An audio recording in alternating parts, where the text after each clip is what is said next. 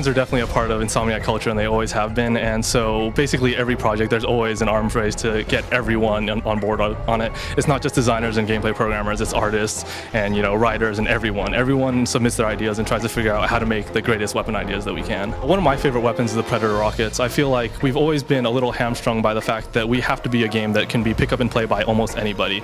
And I think we have such a huge weapon variety in this game that we've sort of been able to focus a little bit more on the hardcore and have some hardcore weapons, have some like easy weapons for anyone to pick up and play. And the multi-lock on the Predator rockets is one of those that I just love using personally.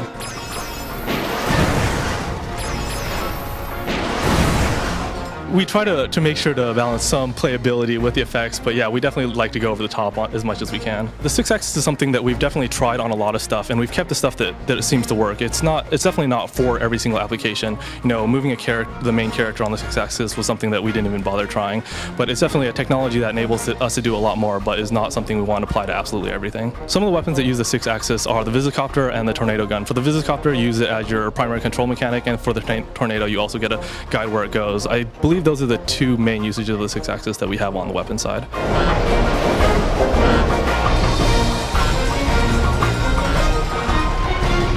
The Gelinator is one of those ideas where, we're making a platformer, and platformers are all about jumping, and we thought, what would be cool? And obviously jumping really high. And what would be a really funny way to do that? Jumping on big blocks of Jello. So it was just one of those things that we're sort of looking for something to fill the void for the gameplay that we wanted, and a gun that shoots giant blocks of Jello just fit perfectly. So the weapons are something that we obviously focus on and want to make a huge weapon experience. We have a huge number of weapons with a large amount of diversity, and in the end we have a total of 23 weapons and combat devices. The combat devices are a concept that we came up with because there are so many weapons that we wanted to do that were just completely overpowered, and there's no way we could balance them. So we came up with the concept of combat devices and thought we would probably limit the number of them or balance them in other ways other than straight up balance. So it's sort of a way for us to do the things that we've always wanted to do and get them into the game.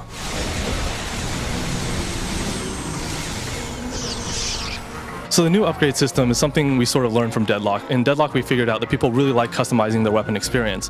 But the problem with Deadlock, it was a bit arcane and too complicated for a lot of people. The people that really loved it got it, but the rest of the people were left behind.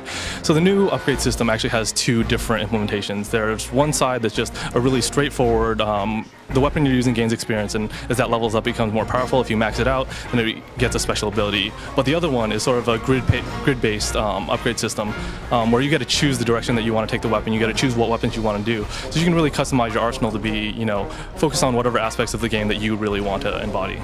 So when's the game coming out? I don't know.